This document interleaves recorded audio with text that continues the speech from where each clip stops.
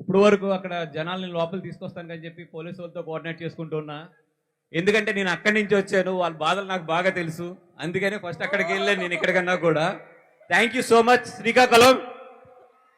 నాకు 2 రోజుల క్రితం చెప్పారు ఈ ఊరు వచ్చి మీ అందరినీ కలుద్దామని చెప్పి. 2 రోజుల టైం. నేను పొద్దునంతా కూడా అంటున్నా 2 రోజుల్లో జనం ఎట్లా వస్తారు అంటే ఇక్కడ ఉన్న లోకల్ వాళ్ళందరూ కూడా మీకు శ్రీకాకుళం వాళ్ళ గురించి తెలియస్తారు, మీరు పెట్టండి ఫంక్షన్ వస్తారు అన్నారు. నిజంగా నేను చూసి ఆశ్చర్యపడుతున్నా ఈ జనాన్ని. ఇక్కడ ఎంతమంది ఉన్నారో పాపం బయట గేట్ల దగ్గర దీనికి డబల్ ఉన్నారు జనాలు. నిజంగా థ్యాంక్ యూ శ్రీకాకుళం, ఇంత షార్ట్ టైంలో మీరు ఈ సినిమా మీద చూపిస్తున్న ప్రేమకి. ఎందుకంటే ఈ కథ ఇక్కడే పుట్టింది. The story belongs to this land. And D Machileswaram ఒక్క చిన్న ఊరు మీ పక్కన, శ్రీకాకుళం పక్కన ఉన్న ఒక్క చిన్న ఊరు ఇండస్ట్రీలో ఈరోజు పెను సంచలనం సృష్టించింది.